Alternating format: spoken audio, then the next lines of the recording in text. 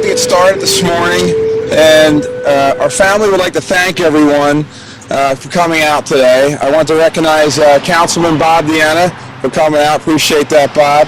And Monica from the township, and obviously Paul, who's filming for us and has been done a great job over the years. I'd like to also thank the Pat McKenna Realtors family coming out today, and all of our family members who couldn't be here today.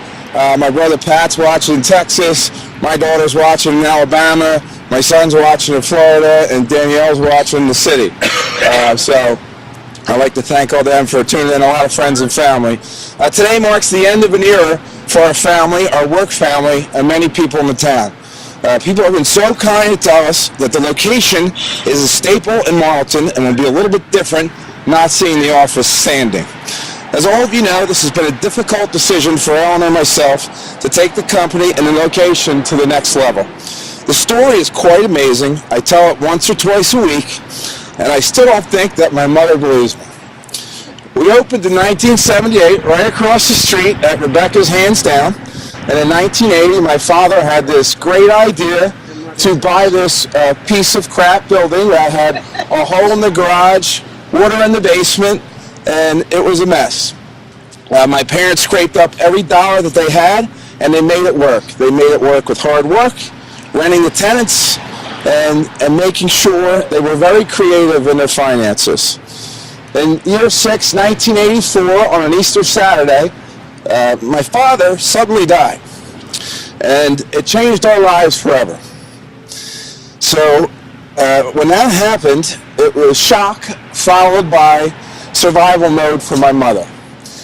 She had 6 months to pass her test, or broker's test, or take on a partner. Obviously, we all know that a partner would have lasted about 4 days, so that didn't happen. She worked hard. She picked up Burger King for the dog every night. She made me dinner, and she studied at night. And I used to quiz her, and I would say, "Oh my God, we're never going to pass this test." She could not get an answer right. Well, she did pass the test, and the rest is history. She buried her head, worked hard, and was relentless. Saved her money, married off 3 boys, put me through college, and has been a matriarch like no other. She is respected and feared in South Jersey real estate industry. She deserves every ounce of respect.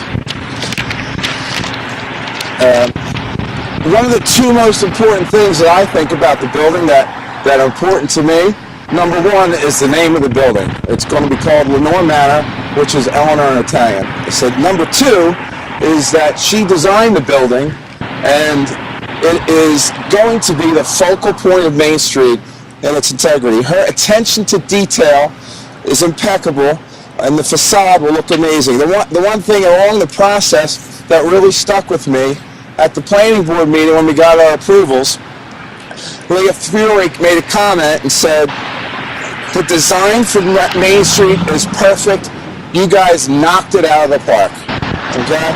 So, and when I think of my mom's work career, and I think about things, and as I get older, I try and read a little bit more, and little blips, I like quotes. And a famous quote by Robert Schuller said, "Tough times never last, but tough people do." In my 28th year in the family business, every day is a venture. Some days are good, some days are bad. Plenty of laughs and plenty of arguments. Like nobody else, I am very fortunate to have a role model and work ethic like my mother. I couldn't be surrounded by better people in my family, my work family, my friends, and my wonderful clients. And most of all, I know my dad is watching down on us today with a smile. So I'd like to have a quick blessing. May the roads ride to meet you. May the winds always be at your back. May the sun shine warm upon your face. The rains fall soft upon your fields. And until we meet again, may God hold you in his hollow of his hand. I'd like to make a toast to great memories, to progress, and to a legacy. Salud. Salud.